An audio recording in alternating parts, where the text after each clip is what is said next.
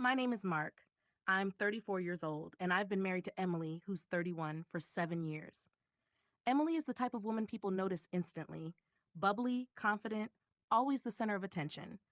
I'm quieter, more laid back, the kind of guy who would rather observe than be in the spotlight. For the most part, our marriage had been good. We had our ups and downs like any couple, but I trusted her completely. At least I thought I did. The first crack showed up one Friday night while we were out to dinner with friends. It was a light-hearted evening, lots of laughing and joking. In the middle of it all, I reached across the table to hold Emily's hand. She yanked it away dramatically and said, "Don't touch me in public, Mark.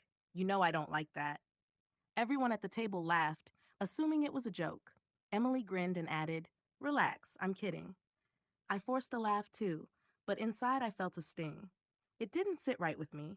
At first, I brushed it off, but in the weeks that followed, I realized it wasn't just a joke. Every time I tried to show her affection in public, whether it was holding hands at the mall, a kiss on the cheek at the park, or even a gentle hug, she pulled away.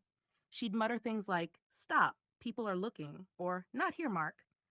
At home, she was affectionate as usual, but the shift outside was glaring. It made me feel like she was ashamed of me. When I brought it up, she just laughed it off again. "You're overthinking, Mark. Don't be dramatic." I swallowed my feelings, but deep down, a seed of suspicion was planted.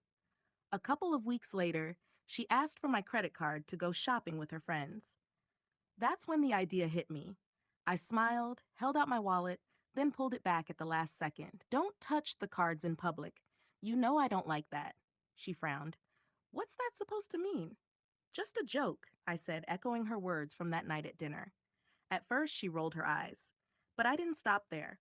Every time she asked for money, for clothes, groceries, or nights out, I repeated the same line. "Sorry, Emily, don't touch the cards." At first, she brushed it off. Then she got annoyed. Finally, she exploded. "Mark, this isn't funny anymore. Stop playing games and give me the card." That's when I looked her in the eye and said, "Now you know how it feels when I try to hold your hand in public and you push me away. Doesn't feel so good, does it?" For once, she didn't have a comeback. She stood frozen, lips pressed tight, her face pale. That moment should have been satisfying, but instead, something else caught my attention: her phone buzzing on the counter. The name on the screen nearly made my heart stop. Derek. Derek was her coworker. She'd mentioned him a few times, always with an innocent shrug. "He's just a friend," she'd say. But I had my doubts. I picked up the phone and the message preview shattered me. "Last night was amazing. Can't wait to see you again." I confronted her immediately. Emily's face went from shock to panic. She stammered, "It was a mistake. We only kissed. It didn't mean anything." But the damage was done. Everything clicked. The reason she didn't want me touching her in public wasn't embarrassment. She was hiding him, hiding their affair.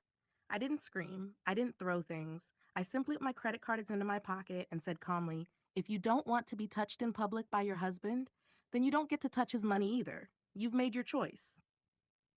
That night, I packed my things and left. A week later, I filed for divorce. In the end, her little joke about not touching her in public turned out to be the mask covering her betrayal. And my own joke with the credit cards exposed the truth she thought she could hide. If you liked the video, please subscribe and turn on notifications.